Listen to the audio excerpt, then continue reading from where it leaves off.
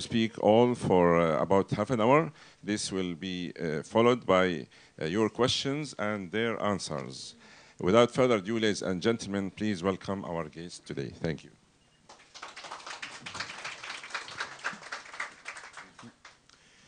Thank you so much for welcoming us in Tokyo like this. Really, for all of us, for this small Reporters Without Borders delegation, that's really moving, I can swear. I cannot start this press conference without paying a tribute to the Chinese writer Liu Xiaobo.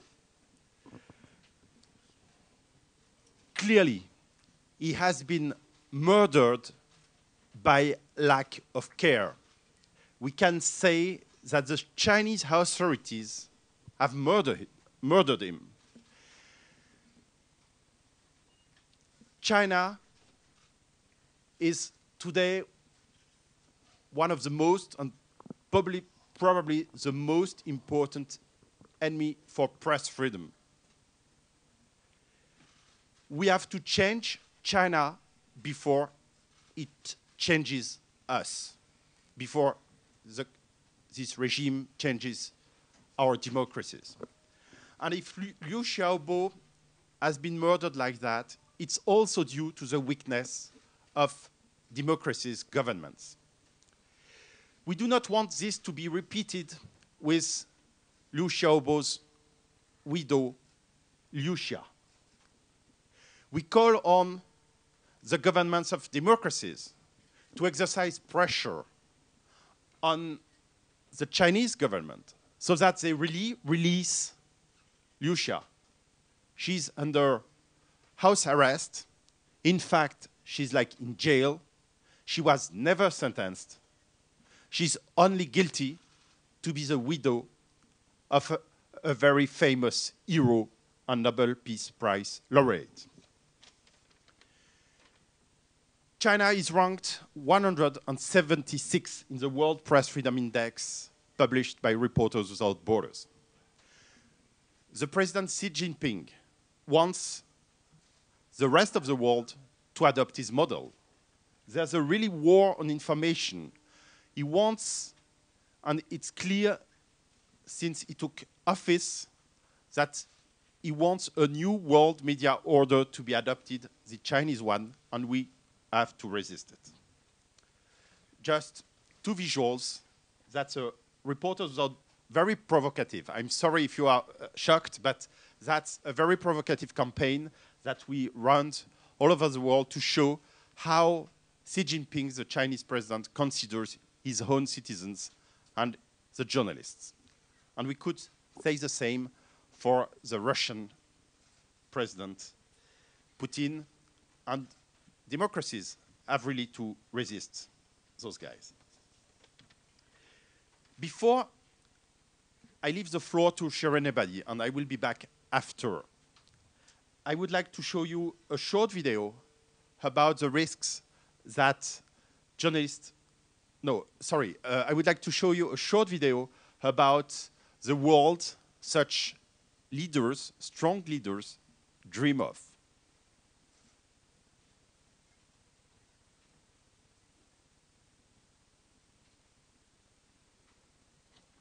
So I'm sorry for the video we will see later. Dear Madame Ebadi, please. Okay. Can I start? Hello, everybody. Sorry, my English, I suppose, to talk to my language, Farsi, and I bring my Japanese interpreter, but they told me that we should talk only in English. Okay. I think here is Japan, and I need my interpreter Japanese. I try to do it myself. It is not my first time to have a conference here.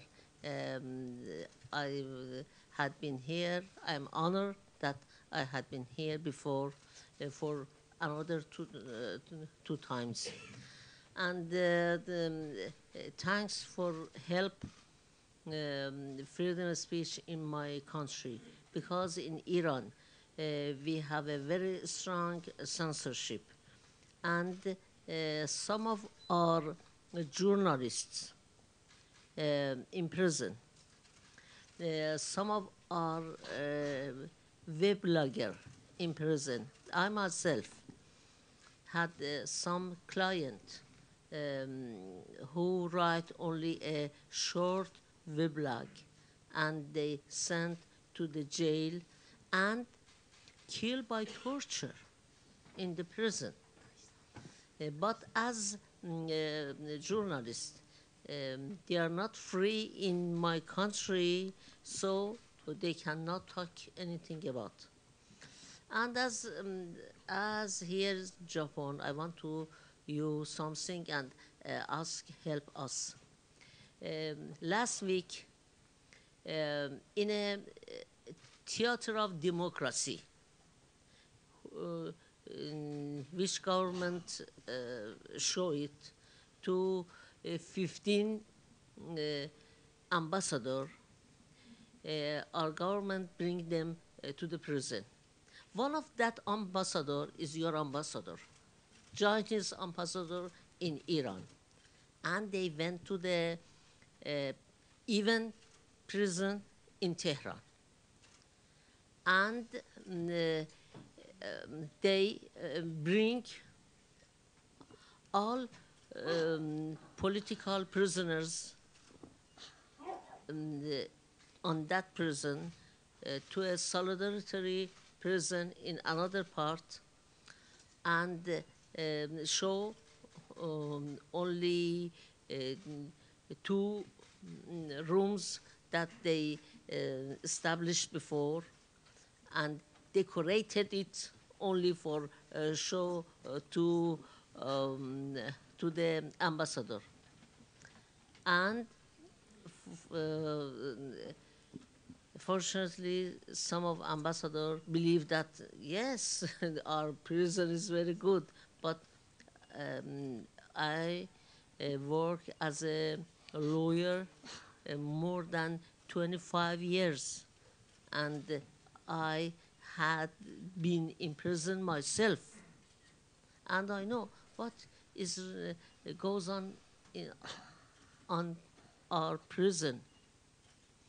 For example, nowadays, one of my near colleagues, Mr. Soltani, lawyer, he's in prison and received 11 years in prison, and now is 7 years. Now he's in prison in 7 years, and never ambassador should talk to him and show him and visit him. Please write that visit in our prison only theater. Don't believe cheat of Iranian government. And it is not only Liu Xiaobo that lack of medical care. Many Iranian political prisoners, they are in the same situation. For example, Hengame Shahidi is a very famous journalist. She's sick, and no ambassador knows about that, and say ambassadors came to Iranian TV and say, okay, Iranian prisoner is very good, congratulations to you. Funny.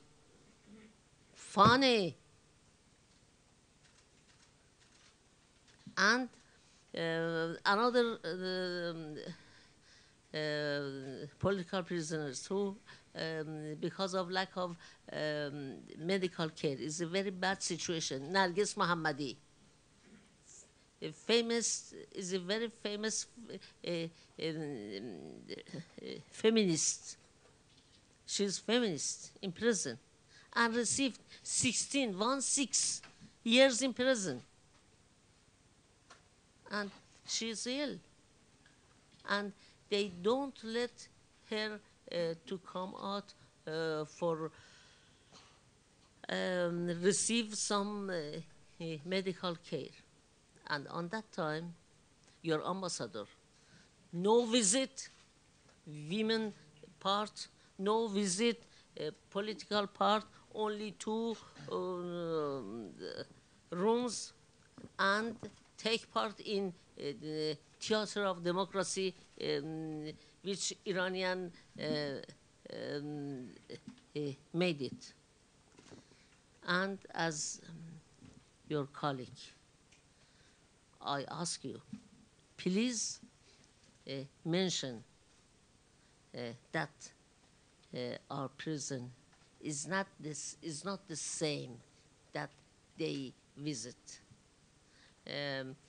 Sorry for my language, and I really thanks for your attention. Thank you.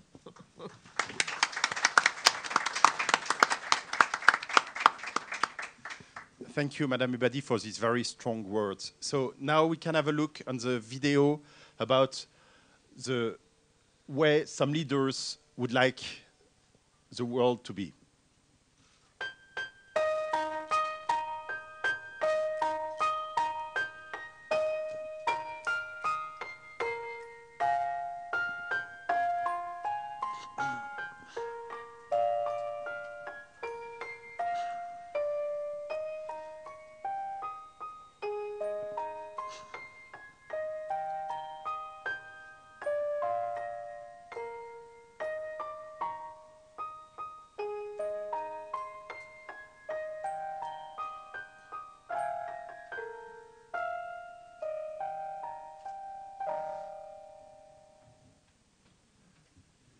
If you allow me just a few words to present Reporters Without Borders.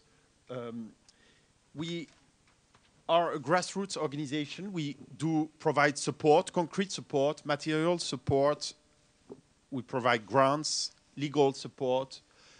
We organize digital safety workshops all over the world for journalists on the field. We do also advocate in the international organizations like the UN or toward governments. We requested the meeting with the Prime Minister in Japan, Shinzo Abe. He didn't answer yes, but sooner this week, we met in Taiwan the President Tsai, for instance, and we do this in a lot of countries. We were created in France, and we have our headquarters in Paris, but, please have a look on our offices, but we have now correspondents in 130 countries and offices in 12 cities around the world. The last office has been created for Asia. It's our first Asia office in Taipei, late this April. I will leave the floor to Wei Kaishi, but just before, I would like to show you a short video about the risks that journalists will take all around the world. Quand je serai grand, je me ferai tabasser par l'armée. Da grande sarò minacciata di morte.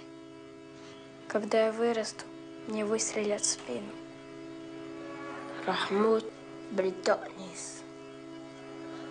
Voy a ser torturada a muerte. 我将会坐11年的监狱。 Beni ömür boyu hapise tehdit edecekler.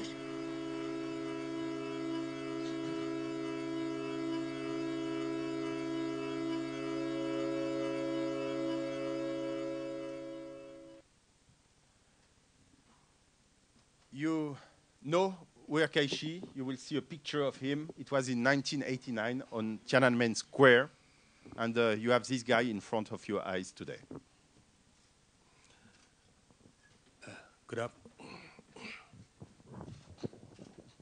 Good afternoon, ladies and gentlemen. Konnichiwa, minasan. This is my third time taking a stage in this esteemed establishment. Well, the first time I was not too long after that time, and now has been 28 years.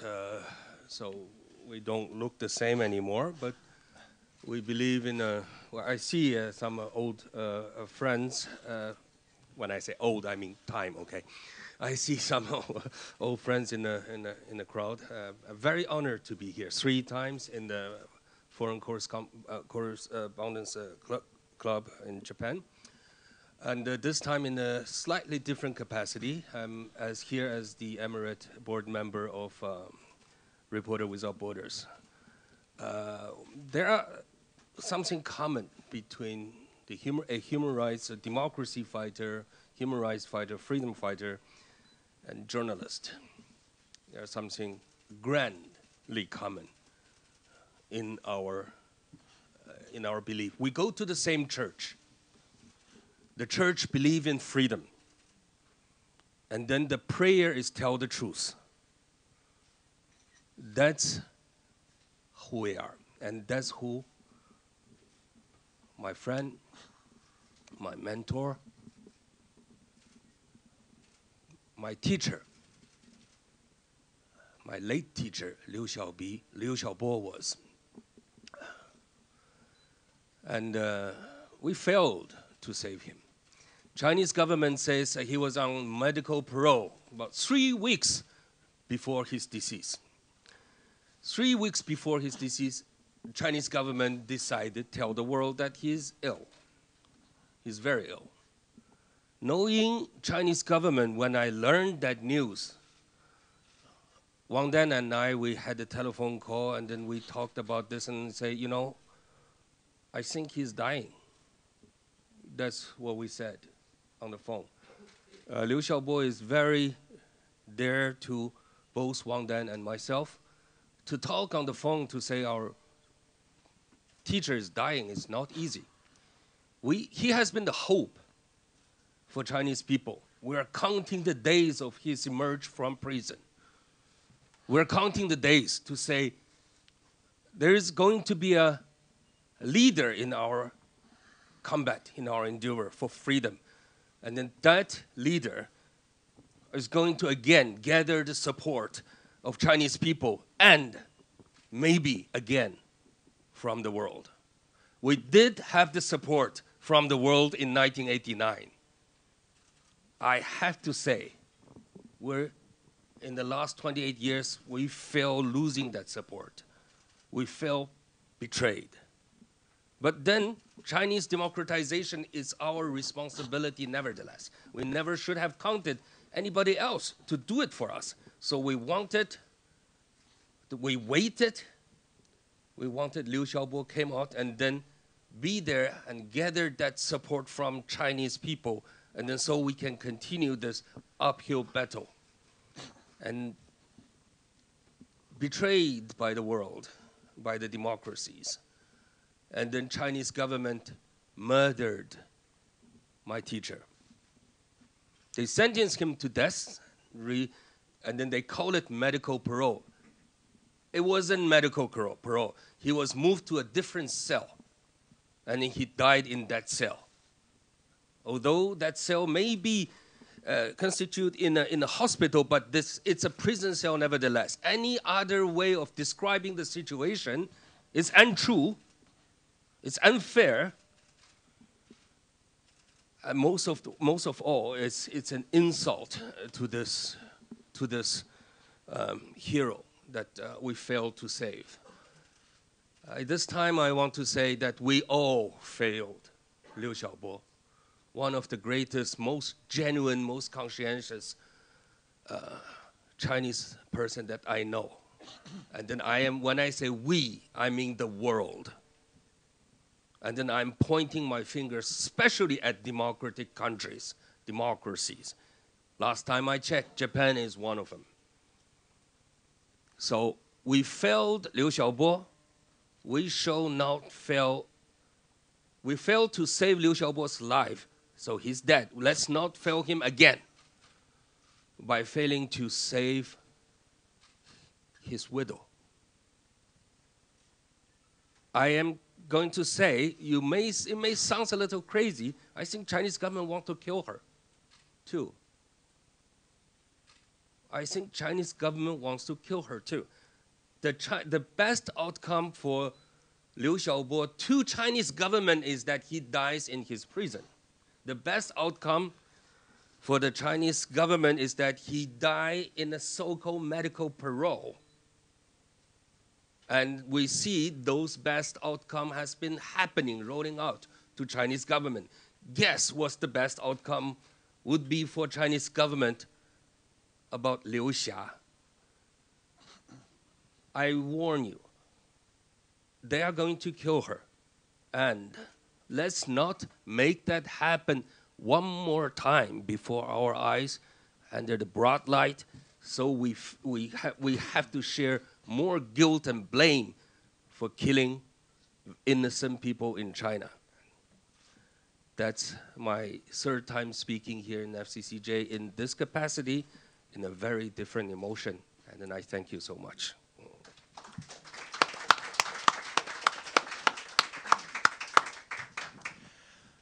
As I said, there's a responsibility of the democracies who are so weak, that are so weak. When we have a look on the World Press Freedom Index that we publish every year, and that is a key advocacy tool, we are able to notice that democracies are at a tipping point, unfortunately. And there are more and more countries that were yellow and that become orange. Countries that were orange that become red, etc. The colors are more and more dark on this press freedom map. An example of a democracy, or it was a democracy, Turkey. If you had the question 3 years ago, is there pluralism in this country? Is there a free press? We could have answered, yes, of course. That's not anymore the case. In a few months, the President Erdogan succeeded to put more than 100 journalists in jail, to suppress more than 200 media outlets, to have journalists be fired just for tweets that criticized him, to cut satellite signals for some TV outlets, etc. Even our own correspondent, Erol Onderoğlu, is the representative of our organization for 15 years in Turkey. And just for a solidarity campaign for a Kurdish newspaper, he's threatened up to 14 years in jail. In Europe, normally a model for democracy, there are very bad evolutions, such as in Poland, where in a few months, the new power succeeded to transform public TV and radio into state TV and radio, spreading the propaganda of the authorities. I could say this also for Hungary, also in Europe. In France, there are a lot of violations of editorial independence, of newsrooms related to the influence of boardrooms. That's probably a phenomenon that you also know in Japan. I don't have to deal with the United States, now ranked 43rd in the World Press Freedom Index out of 180 countries, where the President Trump sets a very bad example, not only in his own country, but in the rest of the world, and in the world where so many leaders now imitate him, accuse journalists of fake news just when they do not want journalists to be able to speak truth to power. In South Korea, closer to Japan, the situation became really worse in a few years with the President Park, with the new president, that has been elected and who used to be a human rights defender, lawyer who created a newspaper. We hope that the situation will improve. Let's come to Japan. Unfortunately, the country has dropped in this World Press Freedom Index. The country was ranked 53rd in 2013, 61st in 2015, and is now ranked 72 because of measures that have been taken by the government of Shinzo Abe. We are, of course, like probably as you are, really worried by this new anti-conspiracy law. No, Mr. Abe, journalism cannot be an enemy of the country. Journalism is a solution for the democracy in Japan, not an enemy. Before, there was this law about the Act on the Protection of Specially Designated Secrets, with possibility of up to 10 years jail sentences for whistleblowers, for sources. There's a lack of editorial independence. You know that better than we do, I'm sure, because of the lack of an independent media regulator, because of political pressure, more and more political pressure. And just to give you an example from overseas, even in foreign countries, when journalists who cover Japan say things that the embassies do not like, sometimes the Japanese ambassadors call those journalists to complain, to exercise pressure, even outside of the country. I could deal with the firings of journalists, with the system of the Kisha clubs, with really, who represents really a discrimination for independent and foreign journalists.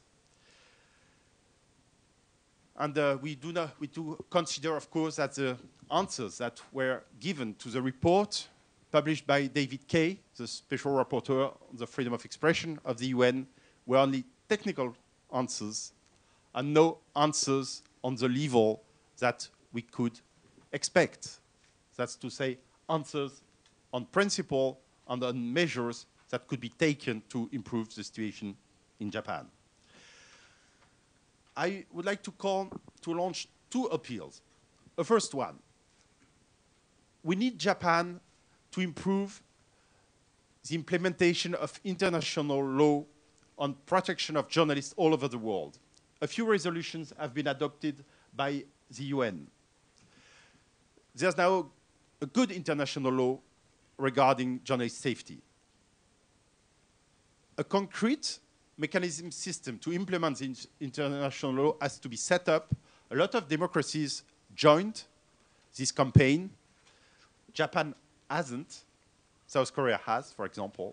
And we would like Japan to join other democracies in this campaign in the UN for the establishment of a concrete mechanism to implement the international law on protection of journalists at war or also in non-conflict areas. Second call. If democracies remain so weak, we will pay this price.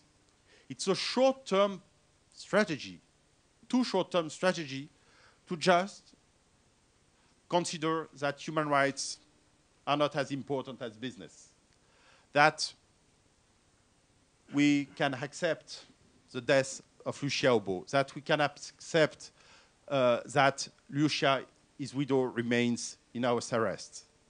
Democracies have to wake up. It's time to wake up. It will be too late when the despotic regimes will have succeeded to impose their own model, what they consider is a model to the rest of the world. My last sentence will be to say that without independent journalism, quality and independent journalism, it's not only democracies that will suffer, but also none of the key challenges for humanity will be solved. It can be climate change, it can be corruption, it can be discriminations, and it can be conflicts, armed conflicts. And I will just finish with a short video about a very special show. And now it's time, folks, to have a parade.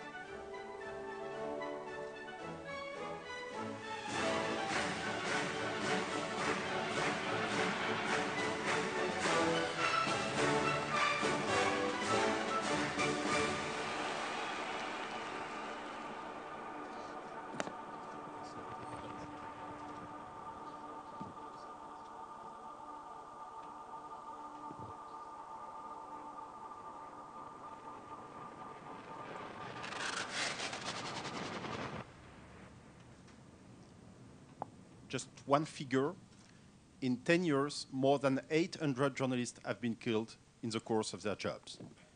Thank you, and thank you, Mr. President, for organizing this, and thank you to the whole team of the FCCJ for organizing this press conference. Our pleasure. Thank you very much for coming again. I would like to open the floor to your questions and answers. Please raise your hand if you have any question and proceed to the mic there. And I would like to ask only journalists, ask first, and then we open the floor for others. Please state your name and affiliation first, and ask one question and precisely. Thank you. My name is Miyoshi, Yomiuri Shimbun correspondent. I want to ask about the index of your report. I thank you very much for your concern, worry, but don't worry.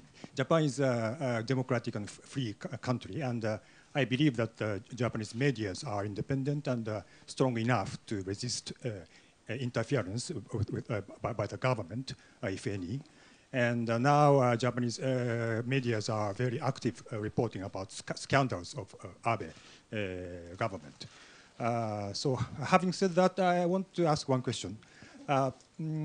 Your report ranked Japan 75, but 72.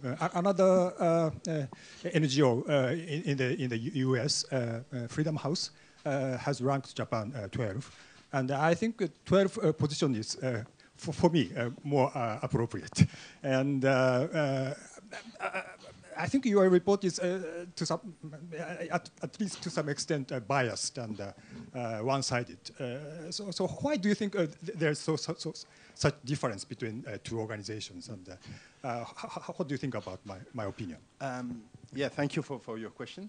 I may make a mistake, but I do not think that Freedom House really makes an index with ranks of countries. We should check, but that's not the case. First, the way we establish this index, you will find the methodology, I think, in the press releases we get, but if you go on our website, you have all the questions, the whole methodology, and we gather data with respondents all over the world that answer these questions, and that's really transparent and open. If you have, I can understand, so that's an index not about the quality of the press, but about press freedom. And if you ask an American, should your country be ranked 43rd? Most of the Americans, they say, no, we should be first or second or third. If you ask a French guy, should France be ranked 39? No, that's not possible. We're the best. So I'm sorry, but I listen to such arguments all over the world. And that's a ranking is a comparison. Of course, Japan is a democracy with a huge level of journalism, and I would like to say how we admire powerful newspapers and media outlets in Japan. But there are more restrictions and pressures than in other countries. And sometimes, if we compare even with smaller countries, those pressures are higher. The law is better in other countries. So I can perfectly understand that you consider that Japan should be ranked better, but if you really have a look on the other countries that come first, I think you will notice that the situation is in fact better. It's not an appreciation of the work of journalists, of course, not at all. And there are a lot of countries that come before Japan with a level of journalism that is lower, but it's just about freedom.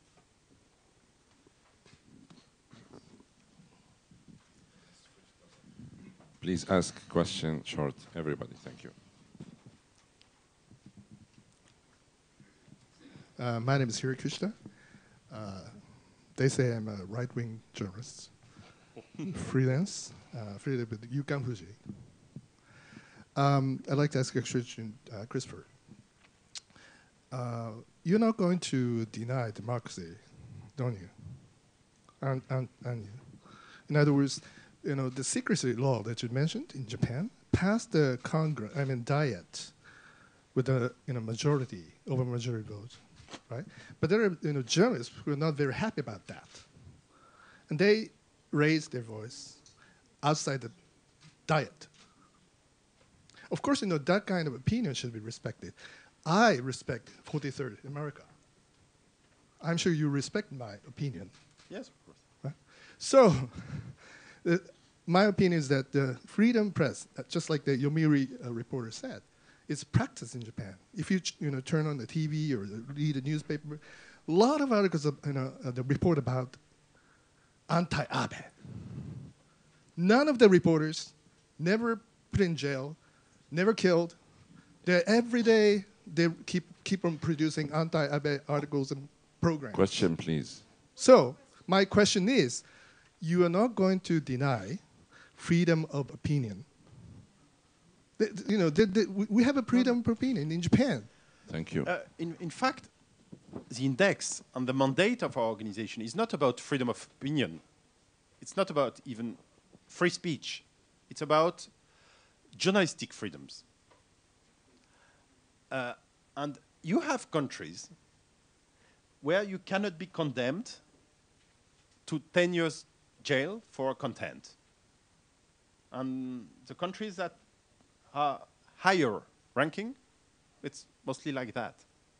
So if you have a look, there are a lot of, I was obliged to go quickly, and we are open to discuss more in depth if you want after on a bilateral basis. But you have a lot of points that set problems in Japan. That's our views. We are perfectly open to mutual discussion, but if you compare with other countries, I think yes, there are sometimes problems that shouldn't take place in Japan.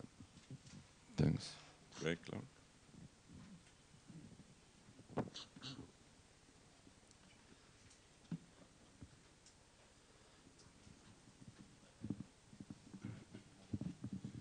My name is Clark, freelance.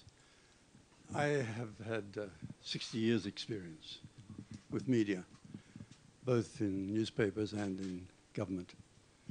And obviously, one has to support freedom of the press. However, there are some exaggerations. For example, in the case of Japan, everyone says Japan is free. Well, people are free to write articles that destroy the character of other people. This happened to me. Sankei Shimbun, half page, totally false, and with no allowance for rebuttal. But anyway, I won't go into that. We're talking about China. Liu Xiaobo. His crime is not expressing ideas contrary to the government. It was doing exactly what you said. He was seeking to be a leader of a group which would be opposed to the government. Well, you said it. he can answer. Yeah. Anyway, he can answer later. Yes. And you know, I admire him for that. But obviously, he's going to be suppressed. Now, that's not suppressing. That's not suppressing freedom of the press. It's suppressing freedom to organize against the government. And we have the same law in Japan now with the conspiracy law. My question. Well, we had. Mr. Wer, you showed us the picture of yourself standing up with a megaphone with the police behind you. Nobody tried to stop you, did they? They did. In fact, eventually they did. But no, we had the discussion before, and you agreed with me, that the world reporting on Tiananmen was distorted. There is this problem of media behavior when it does misbehave. My question is, how are you going to suggest, when the media does misbehave, what do you suggest your organization should do? Thank you. I will leave the floor to Werkeishi. We do not deny, and of course there are exceptions to freedom of speech. And in fact, even in the International Covenant on Political and Civil Rights, there are exceptions, legitimate exceptions that are listed. You cannot appeal to hate. You cannot private life. And what we defend is what we consider is the essence of journalism. It's to reveal things that are in the public interest. And we do not deny the legitimacy of defamation laws, or even, of course, laws about insults, but related to journalism, defamation laws. The question is, are they proportionate? And do they establish that you could be tried and condemned if you say something false about somebody? And are you allowed to say the truth? And the laws have to help improve journalism so that journalism is more factual and more true. Thank you. Can I have, yes, just, I feel like a little insulting to say the very obvious things. When government suppress people, organize people to stand up against the government is obviously a right thing. Saying this to you, to the outstanding ladies and gentlemen in this room, seems almost like insulting you because that's way too simple. But Clark, you just said anyone who stand up against the government, using your word, obviously will be suppressed. You know what? When you say that, the first image came to my mind is another Nobel Peace Laureate, Nelson Mandela. That's it. Sorry, in a government where there is a dictatorship, you will be suppressed. Absolutely. Obviously, China is a dictatorship. So, in a dictatorship, yes, Nelson Mandela is a perfectly relevant, comparison. So, is suppressing Nelson Mandela, throw him into 28 years, if I remember correctly, or 21, 27, well, long years. An obvious thing to do? Well, depends on whose perspective you are standing on. Well, I find it not so obvious. Thank you. But that's not a question of freedom of the press. That's a question of dictatorship. They're two different things. I answered already. Thank you.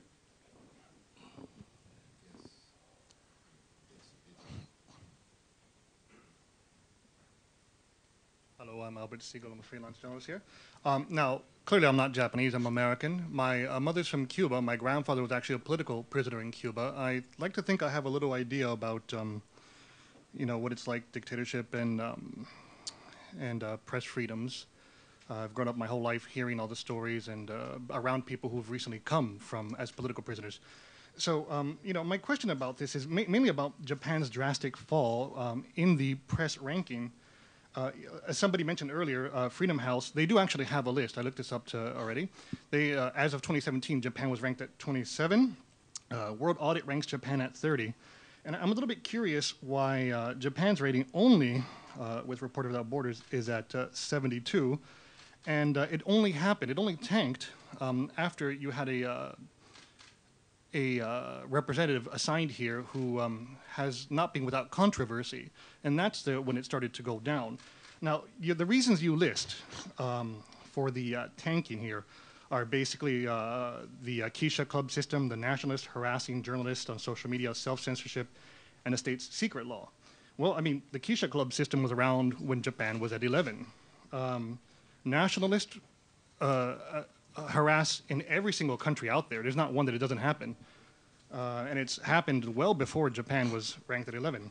Self-censorship, I think, is more of a cultural thing than it is a government institution. So, I mean, the only really new thing here is the state secret law, which you based your ranking on a theory on the possible way the law could be misused. Yet, I mean, it's never been done. And you have Estonia ranked at 12, which has a law that allows for the arrest of journalists who reveal sources. And one was actually arrested 2 years ago for being, who was considered a government propagandist for Russia, whatever. And then you have Spain ranked at 29, which actually has a gag law that allows for and has been used to fine and silence journalists. 6 so far have been arrested. And I'm not aware of any such action in Japan. So it generally puzzles me why Japan is ranked so badly when there are other countries that you look at so favorably, which actually has gone after and intimidated journalists. I just don't see this example here. As a foreign journalist, I've never experienced this. I don't see any problem with freedom of the press. I'm just really curious. I mean, it seems a bit controversial. So, Thank you. Well, the one sentence here is that, I mean, do you make your findings, your research, your paper, your surveys available for examination? And, considering what I've just said, would you look into it again and maybe perhaps re-examine Japan's ranking to see if it really is justified, I think? Thank you. First, what I suggest is that for the next edition, please comment and answer to the questions, and we will put all of you, if you want, in touch with the head of our index office, and so that you can provide us with your input. You had a first comment on a coincidence. I did not really understand. You will tell me after, but what I can say is that the setup of this index is totally neutral. We do not take into account anything that has not to do with just the answers to a questionnaire and the data we gather during the whole year. That we do not take into account interests of the organization or diplomatic interests, I don't know what, but really not. And the second part of your question was about, about just the ranking. I already answered this question, but you say that as a foreign journalist, you consider the situation is almost perfect. I hear a lot of foreign journalists who say, or Japanese journalists who do not have the same version. So the way we establish the index is not an opinion poll. It's a qualitative method. That's to say we consider that the people who answer are specialists, they are able to answer questions. It's not just I'm for or against. That's not its principle. And we try to be as precise as possible. And every year we reconsider the rankings of all the countries. So please provide us with data. That I cannot say more today. Thank you. Peter? And Lucy?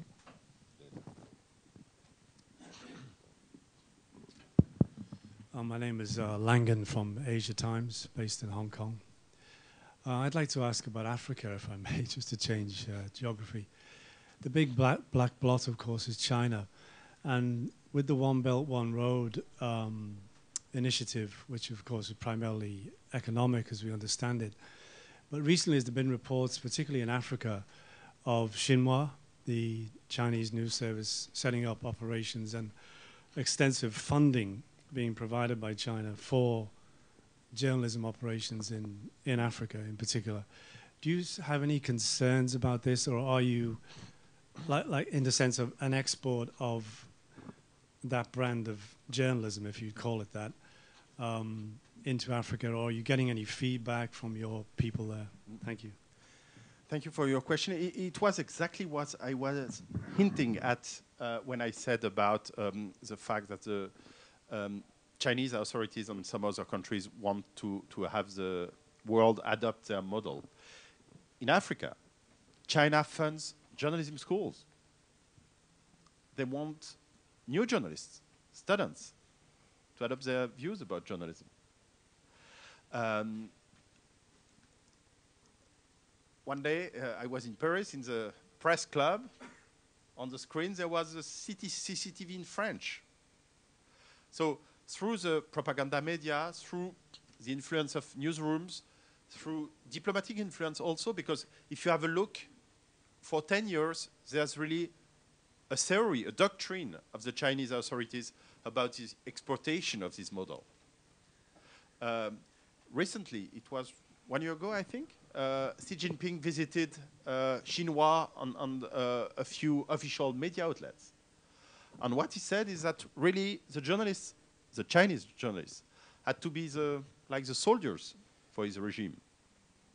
So they really want to influence the world. That's why it's so important that we succeed to influence them before they succeed to influence large parts of the world thanks to their influence, money, etc. Can I add just one sentence here? In the textbook of a journalist school in China, when I was in university, but that was like, of course, decades ago, and it says, the journal 新闻工作是党的耳目和喉舌. That's in Chinese.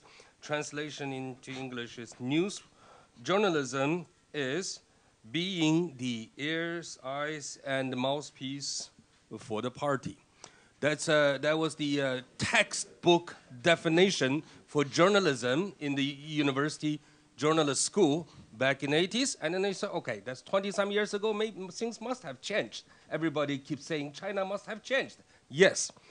In the recent visit Xi Jinping to CCTV, they put on a slogan and say, 央视姓党.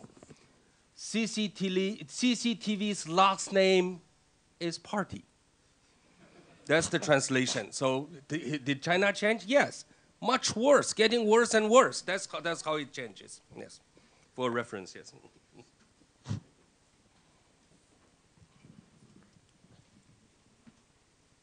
Hi, Lucy Birmingham, freelance journalist and former president.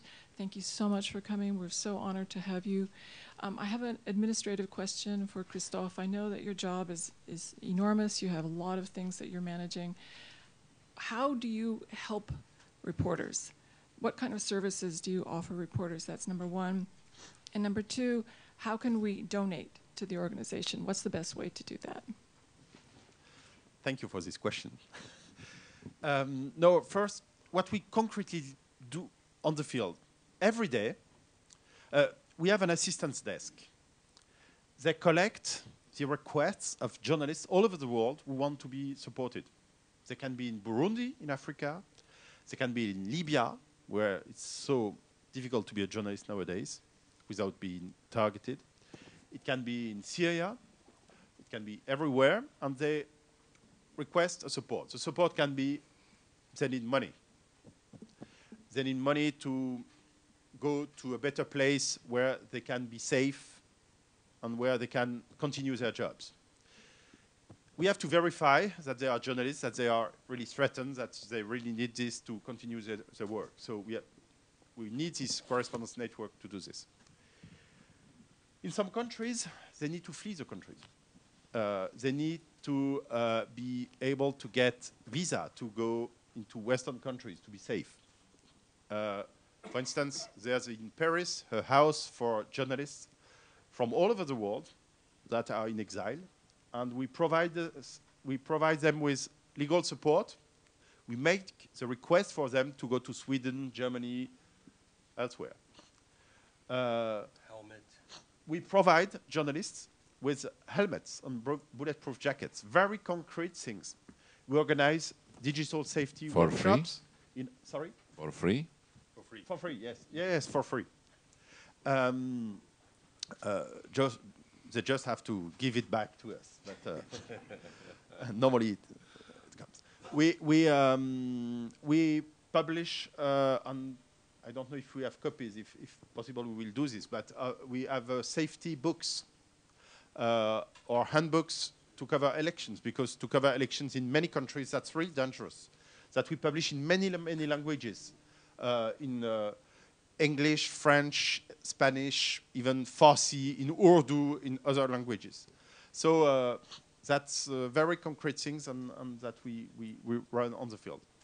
And regarding your second question, it's possible to go on our website. I'm sorry we do not have a website in Japanese. We would like to, but we have many languages. And please join. We will be, of course, really glad if you want to be part of our advocacy and work and be with us. Become a member. Become a member, yes. Thank you. Everybody can become a member. Yes, you first. My name is Kei Yoshikawa, HuffPost Japan correspondent. トランスレートしていただけることになったので。Sorry. まずウーアルカイシさんに質問です。昨年の6月に、オータンさん、学生天安門の学生指導者の一人ですね。オータンさんがこちらで会見をしたときに、今後天安門事件と同じようなことが中国で起きるとおっしゃっていました。で、劉暁波さんが亡くなった今、今後その中国で、第2の天安門事件のようなことが起こると思いますか。またそういったことが起こったときにウーアルカイシさんはどのような役割を果たそうと思いますか。また日本が、中国の民主化を進めるために何かできることはあると思いますか。Basically, two questions. Last June, there was a press conference. Yeah, press conference held by what's his name? One Tan. He was involved in some student revolution, and he said that something similar going to happen. And then Tenamon. So Tenamon. And it's a question is Teamon. Okay, good. Regarding Teamon, and then do you expect something similar like a Teamon accident, like Teamon incident, is likely to be taken place in China? In that case, what is your role? What are you going to take action against? And then, what do you think? The second question: what is the mission that's carried by Japan to save to help the democracy in China? Thank you. Good question. Do I expect Tiananmen happen again? Chinese regime have been successfully suppressing Chinese people's challenge in the last 28 years. Nevertheless, every year, this figure is available. You can do the fact check that every year there are about 200,000 incident of the Chinese government call it 群体事件, collective mass incident. The Chinese government likes to give it a very obscure names to avoid the simple fact, which is protest. Okay, so 200,000 protests take place every year. That's fact number one. You are more than welcome to check. It's widely available. And then the other thing is from 2007 on, Chinese government have been spending more on its budget on the so-called 维稳, maintaining stability. That's also the transliteration of this obscure term. Then it's military budget.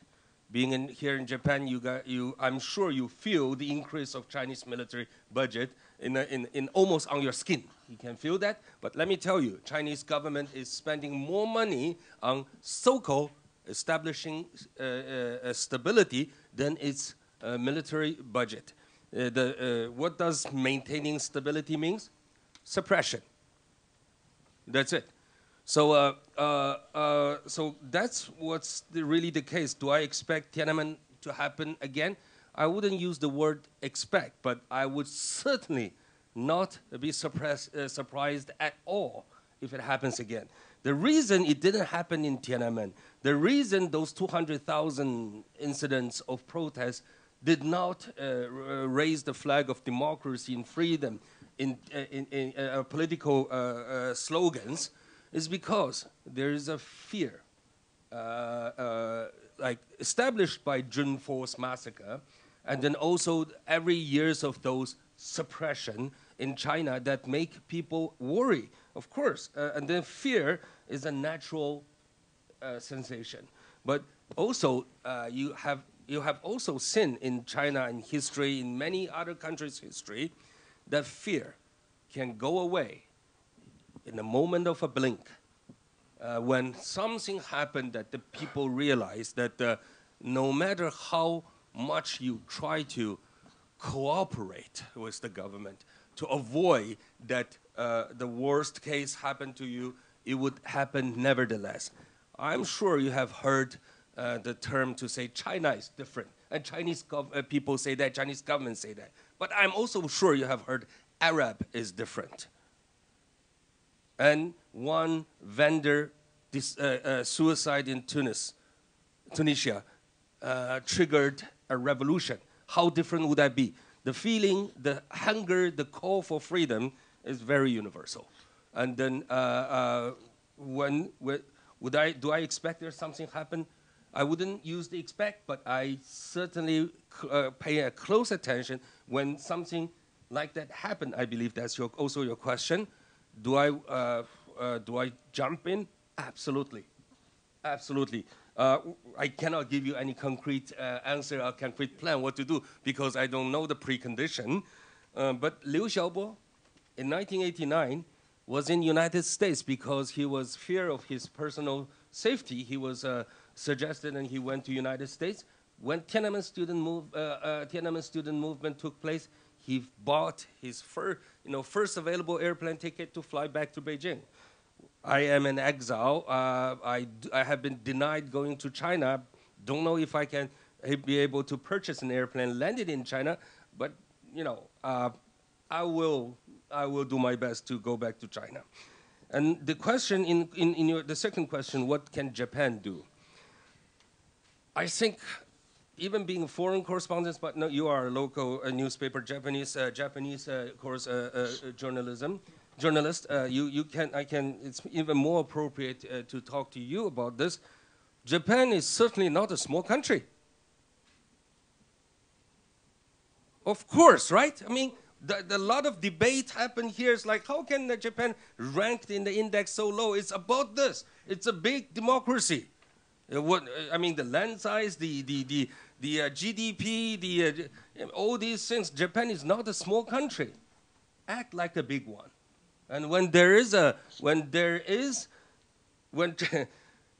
Japan can be the first line of defending Chinese creeping its idea to the world.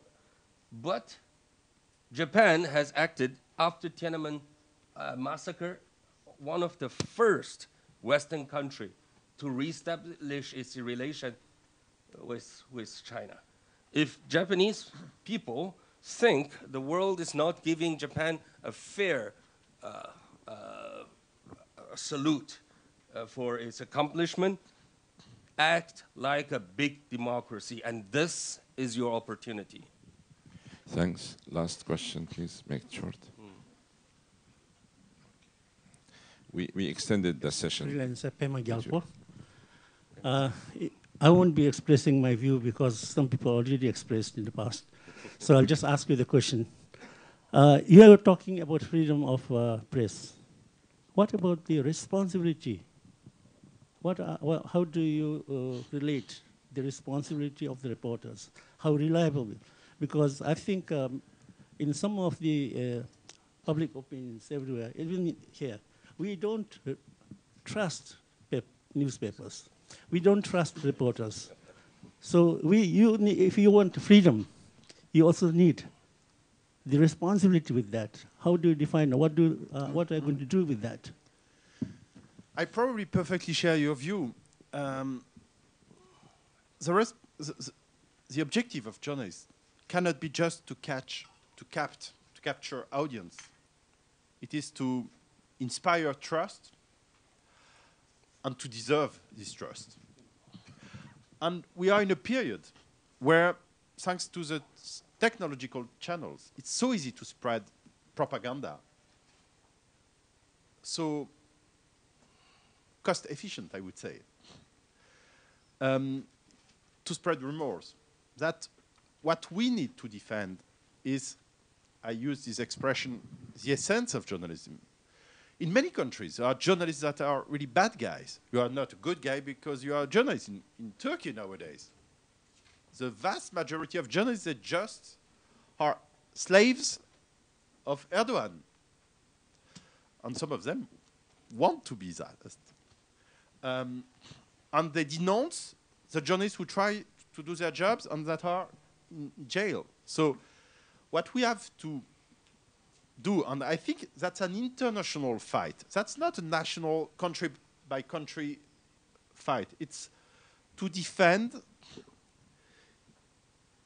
a conception of news and information that is based on three principles: verification methods, ethics rules, integrity rules, and editorial independence.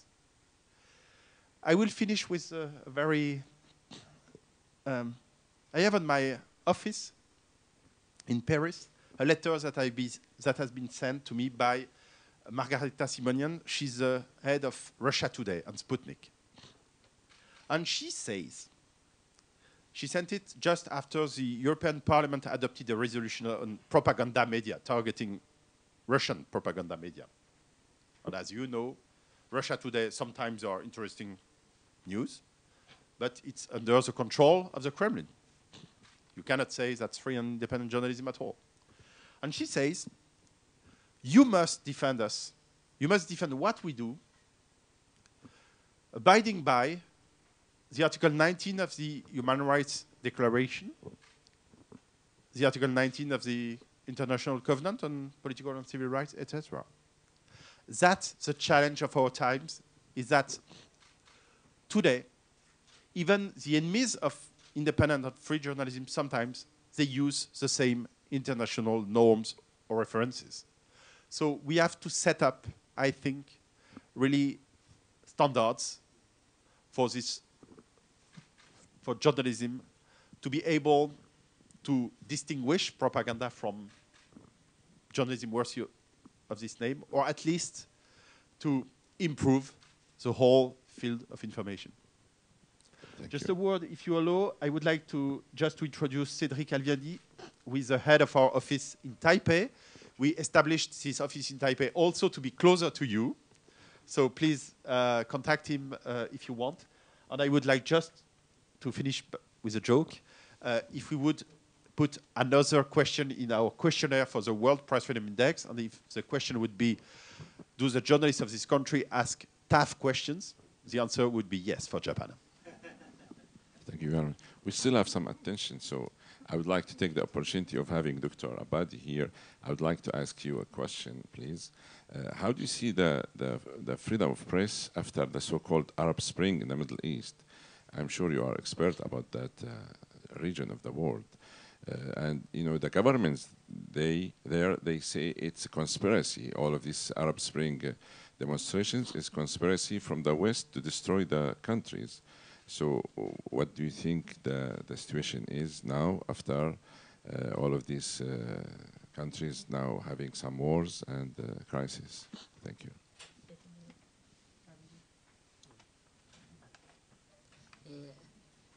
You want I talk about Iran? Middle East, not specific country.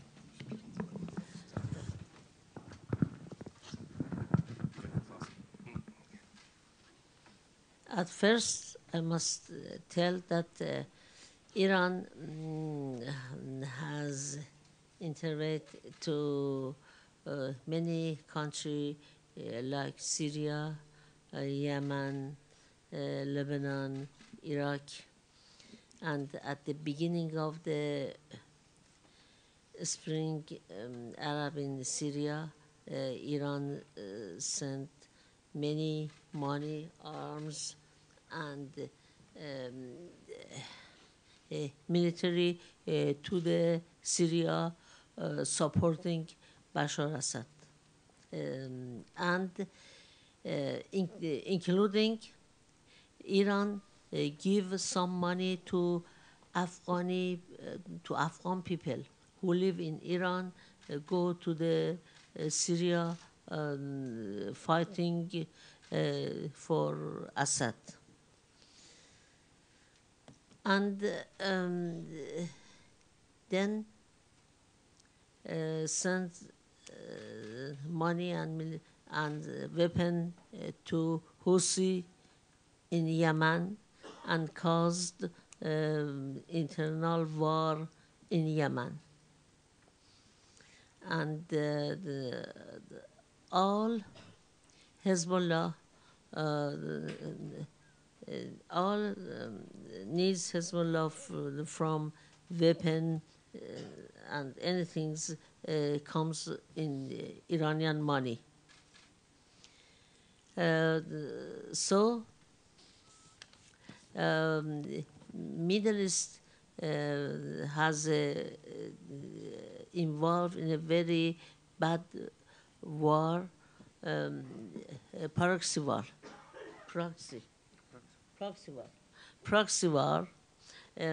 inside of one side Iran, another side Saudi Arabia, and America and Israel help Arab, Saudi, and Russia help Iran. And unfortunately, day by day is worse because of the war in Iran and because of war in Middle East.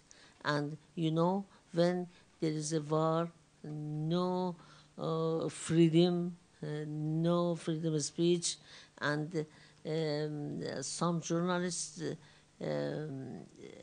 arrested by Bashar, and then ISIS, and some of them killed, and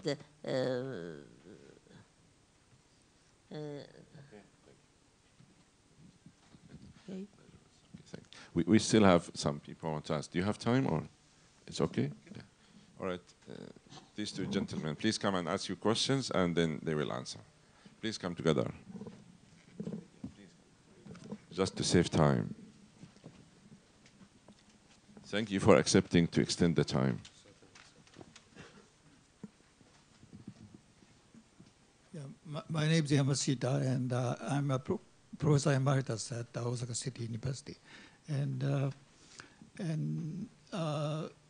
Reporters Without Borders ranking for Japan in 2010 was 10th. But after that, plummeted. Now it's 72nd. But why? So, and your ranking for Japan plummeted after the beginning of the Abe administration in 2012, obviously. But the situation has not been changed at all in Japan, freedom of speech in Japan. So why? So it seems to me it reflects your prejudice about Prime Minister Abe.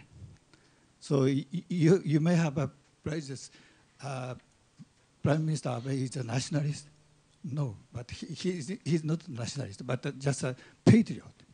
It's like Emmanuel Macron or Angela Merkel, and it's much less nationalistic than the U.S. president. Thank you. No. We have only question, please. No time. Just a question, please. What's your question? And I have a World Bank's global governance indicators it contains 11 indicators, including your ranking and the freedom of path. But your movement, chronicle movement of index is very eccentric. Only your index is very eccentric, the plan method. So it's a very unusual, very eccentric. Thank you. And I don't believe it's very unreliable. That's not really a question, that's a criticism, that's your right to yes, of course. I guess I try to answer this question. I will just add, this index is not an evaluation of prime ministers, of how nationalized they are or are not. That's just about press freedom. That's related to a few criteria. We are really open, and we discussed in other countries our index with university teachers about the criteria, the questions, the ways people answer the questions. Please contact our office. We are really ready to discuss with you. Thank you. Please make it very short. My name is Moteki, professional associate. Another question about the index. I personally think that Japan is the freest country in the world as to freedom of expression. Rather, no restriction on expression, so media rather abused that benefit in favor of anti-government, not in favor of government. There is a clear. There is question, a yeah, but the question related to question. Very clear evidence is there. Private organization, viewers and listeners for legal compliance in broadcasting made a survey how TV spent time on the issue of national security related laws. And the result is here. They spent 89% for the opinion of rejection of that law. This is not poll. Rather, they spent 89% who are against in their Excuse me, what's the question? We have no time, please. What's your question? Such a free situation is Japanese media. So why Japan is ranked 72? Thank you. For example, thank you. It's okay. Make thank you very much. The question simple. Only one question. Well, I haven't. I don't know. There have been expression case, a case of single case of suppression of expression, or of course prison prison retaining, or such a case. Okay, thank you. But if you know one single case, okay, that's let it. me know. I perfectly respect your own opinion, your personal opinion, but Not a question. may I answer your question? Please tell me, there is only single case of such yes. Yes. Yeah, excuse me. May I answer your question? No. Yes, thank you. Traditionally, the best countries in the World Press Freedom Index are Nordic countries, Northern European countries. Finland, Norway, Sweden, sometimes Netherlands, etc. last year in Finland, for the first time, the Prime Minister called the public TV to try to exercise pressure so that they do not broadcast an investigation about a case about him. Finland is not first anymore. So if you have a look on other countries, there are many countries where there are really a few pressure on journalists. Where really, if you have a look at the laws, they are really good. And of course, I perfectly understand. I would be Japanese, I would consider 72. That's not, they are so good, and that's really true, so good journalists in this country, etc. But please have a look and investigate on other countries. And I'm sure that if you go to Finland, if you go to Sweden, and you will come back and consider, oh yes, there are countries where there are best practices. That's not a judgment about Japan itself, really not. Thank you. I'm really thank you for all your questions. Thank you very much. This wraps up our event today. フリーランスの寺澤優ですけど、安倍首相や日本の政府関係者に会う予定あるんですか？ Last question. I'm Yu Terasawa, freelance journalist. Are you planning to meet? Do you have any plan or schedule ahead to meet our Prime Minister Shinzo Abe? No, as I said during my presentation, we tried to have a meeting with him, and we got an answer, and this was a no answer. That's it. And they didn't suggest that we meet somebody else in the administration or in the cabinet. Thank you very much. Sorry if we extended the time, but it's great attention. I would like to give you, as a tradition of our club, we give you one honorary membership. So please make ranking for press clubs and put us #1. Thank you. Thank you. Thank you, Dr. Abadi. Thank you. Thank you very much for coming. Thank you. Do you